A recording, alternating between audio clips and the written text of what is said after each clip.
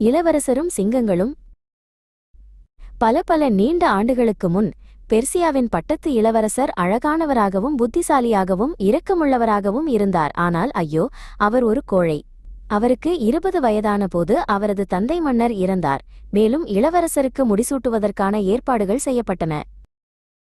ஆனால் பண்டைய பெர்சியாவில் எதிர்கால ஆட்சியாளர் தனது தைரியத்தை ஒரு உக்கிரமான சிங்கத்துடன் களத்தில் சண்டையிட்டு நிரூபிக்க வேண்டும் என்ற வழக்கம் இருந்தது. இந்த காட்டுமிராண்டித்தனமான காட்சியை பார்க்க பொதுமக்கள் அழைக்கப்பட்டனர். இது முடிசூட்டுவதற்கு 1 வாரத்திற்கு முன்பு நடைபெற வேண்டும். ஒரு சிங்கத்தை எதிர்கொள்ள வேண்டும் என்ற எண்ணம் இளவரசரை பயமுறுத்தியதால் அவர் சரியாக சாப்பிடவோ தூங்கவோ முடியவில்லை. அவர் தூங்க முற்பட்டாலும் கர்ஜிக்கும் நரமாமிச உண்ணும் சிங்கங்களின் பயங்கரமான கனவுகளைக் கண்டு அலறிக்கொண்டு எழுந்திருப்பார். அவரது பயம் நாளுக்கு நாள் வளர்ந்தது. கடைசியில் இளவரசர் தப்பி ஓட முடிவு செய்தார். அதனால் ஒரு இரவு அவர் தனக்கு பிடித்த குதிரையில் சேணம் பூட்டி அரண்மனையிலிருந்து அமைதியாக வெளியேறினார். பல நாட்கள் அவர் கிராமப்புறங்களில் பயணம் செய்தார். வழியில் உள்ள சத்திரங்களில் தங்கி தான் ஒரு வியாபாரி மட்டுமே என்று அறியப்படுத்தினார். பின்னர் ஒரு நாள் இளவரசர் செழிப்பான பச்சை வயல்கள், அலங்கரிக்கப்பட்ட மரங்கள் மற்றும் வண்ணமயமான காட்டுப்பூக்கள் நிறைந்த ஒரு மகிழ்ச்சியான பள்ளத்தாக்குக்கு வந்தார். அருகிலுள்ள மேய்ச்சல் நிலத்தில் மேயும் ஆடுகளுக்கு மத்தியில் ஒரு ஆட்டிடையன் சிறுவன் அமர்ந்திருந்தான். அவன் புல்லாங்குழலில் இனிமையான பாடல்களை வாசிப்பதன் மூலம் நேரத்தை செலவிட்டான். அந்த சிறுவனை நோக்கி தனது குதிரையை ஓட்டி சென்ற இளவரசர் அந்த இரவுக்கு அடைக்கலம் எங்கே கிடைக்கும் என்று கேட்டார். என் எஜமானர் ஒரு நல்ல மனிதர் என்று சிறுவன் பதிலளித்தான். அவரது வீடு அங்கே உள்ளது. அவர் எப்போதும் அந்நியர்களை வரவேற்பார். அந்தச் சிறுவனின் எஜமானரின் வீட்டிற்கு இளவரசர் வந்தபோது அவர் உண்மையில் வரவேற்கப்பட்டார். மேலும் அது மிகவும் மகிழ்ச்சியான மற்றும் அமைதியான குடும்பமாக இருந்ததால் இளவரசர் சில நாட்கள் அங்கேயே தங்க முடிவு செய்தார். ஒவ்வொரு காலையிலும் இளவரசர் அந்த ஆட்டிடையன் சிறுவனுடன் கிராமப்புறங்களில் சுற்றித் திரிந்து ஆட்டு மந்தையை கவனித்துக் கொள்வார். மேலும் அந்தச் சிறுவன் தனது புல்லாங்குழலில் வாசித்த பல ராகங்களைக் கேட்டு மணிநேரம் திருப்தியாக இருப்பார். ஒரு நாள் பிற்பகல் தாமதமாக இளவரசரும் ஆட்டிடையன் சிறுவனும் ஒரு மரத்தடியில் அமர்ந்திருந்தபோது தொலைவில் சிங்கம் சிங்கம் சிங்கம் என்ற கூக்குரல்கள் அவர்களுக்கு கேட்டன. நாம் சென்று சிங்கத்தை கொல்ல உதவுவோம் என்று சிறுவன் ஆவலுடன் கத்தினான். ஆனால் இளவரசர் பயத்தால் செயலற்று போனார். மேலும் சிறுவனை தங்குமாறு கெஞ்சினார். ஆனால் காட்டு விலங்குகளுக்கு பயமில்லாத அந்தச் சிறுவன் எழுந்து நின்று சிங்கம் வேட்டையாடும் உற்சாகத்தை இழக்க விரும்பாமல் வயல்வெளிகள் வழியாக ஓடினான். உடல் முழுவதும் நடுங்க இளவரசர் அவர்கள் அமர்ந்திருந்த மரத்தில் ஏறி தரையிலிருந்து நன்றாக மேலே உள்ள இலைகள் நிறைந்த கிளைகளில் அடைக்கலம் புகுந்தார். பின்னர் இளவரசர் வெற்றி கூக்குரல்களைக் கேட்டு தான் மறைந்திருந்த இடத்திலிருந்து இறந்த சிங்கத்தை ஒரு கம்பத்தில் தொங்கவிட்டபடி கிராமவாசிகள் தங்கள் வீடுகளுக்கு திரும்புவதைக் கண்டார்.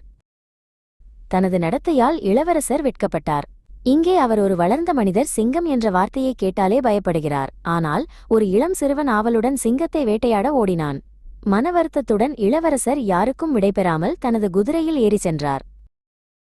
தனது பயணங்களில் இளவரசர் அருகிலுள்ள கிராமங்களில் பல அழிவை ஏற்படுத்திய ஒரு சிங்கத்தை தேடும் ஒரு படைவீரர் குழுவை சந்தித்தார்.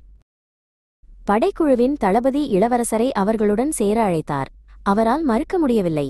அவர்கள் சவாரி செய்து கொண்டிருந்தபோது தனக்கு ஒரு ராஜ்யத்தை பெறுவதற்காக கூட ஒரு சிங்கத்தை எதிர்கொள்ள முடியாதபோது இந்த வீரர்கள் எந்த வெகுமதியும் இல்லாமல் ஒரு பயங்கரமான சிங்கத்தை எதிர்கொள்ள எப்படி மகிழ்ச்சியாக இருக்கிறார்கள் என்று இளவரசர் ஆச்சரியப்பட்டார். மனதில் சோகத்துடன் இளவரசர் வேண்டுமென்றே படைவீரர் குழுவுக்கு பின்னால் பின்தங்கினார். மேலும் அவருக்கு வாய்ப்பு கிடைத்தபோது தனது குதிரையை காட்டுக்குள் திருப்பி மகிழ்ச்சியுடன் விரைந்து ஓடினார். இறுதியில் இளவரசர் ஒரு சிறிய ராஜ்யத்திற்கு வந்தார். அதை ஒரு அழகான மகள் கொண்ட மன்னர் ஆட்சி செய்தார். இங்கேயும் இளவரசர் ஒரு உடனடியாக வரவேற்றலை பெற்றார். இளவரசி ஒரு மகிழ்ச்சியான துணையாக இருந்தார். இளவரசர் விரைவில் ஒரு புதிய மகிழ்ச்சியை கண்டார். ஒரு மாலை அவர்கள் சும்மா பேசிக் கொண்டிருந்தபோது அருகிலுள்ள அறையில் ஒரு உரத்த கர்ஜனையை கேட்டு இளவரசர் திடுக்கிட்டார். கடவுளே, அது என்ன என்று இளவரசர் கத்தினார்.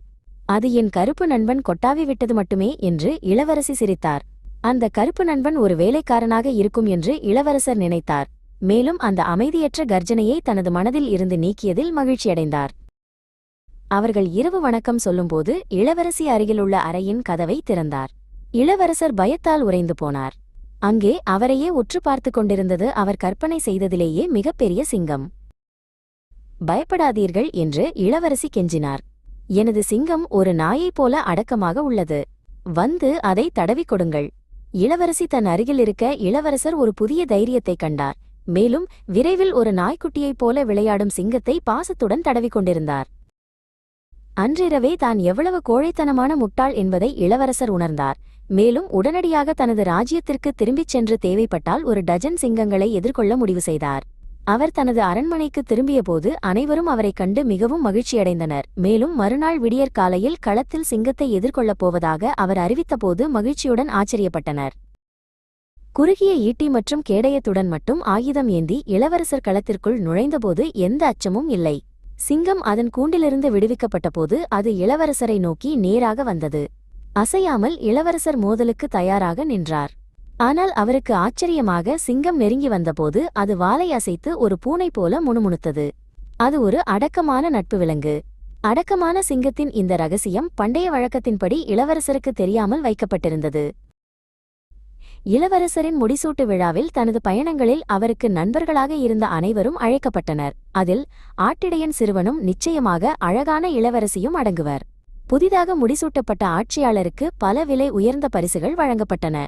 இளவரசியின் தந்தையான மன்னர் சிம்மாசனத்தின் முன் குனிந்து, மகாபிரபுவே, என்னால் வழங்கக்கூடிய மிக விலையுயர்ந்த பரிசு எனது மகளின் திருமண வாய்ப்பு என்றார். இதுவே மிகப்பெரிய பரிசாக இருந்தது. மேலும் அவர்களின் திருமணத்திற்குப் பிறகு மன்னரும் அவரது ராணியும் தங்கள் ராஜ்யத்தை ஞானத்துடனும் சிறப்பாகவும் ஆட்சி செய்தனர். அவர்களின் குடிமக்கள் அனைவராலும் நேசிக்கப்பட்டனர். அச்சத்தால் நடுங்கிய இளவரசர் உண்மையான தைரியம் பயம் இல்லாததில் இல்லை, அதை கடந்து வருவதில்தான் உள்ளது என்று அறிந்தார். அன்றிலிருந்து அவர் தனது மக்களை ஞானத்துடனும் வீரத்துடனும் ஆட்சி செய்தார். ஏனெனில் ஆபத்தை எதிர்கொள்ளும் கோழை மனம் சிங்கத்தின் இதயம் போல மாறும்.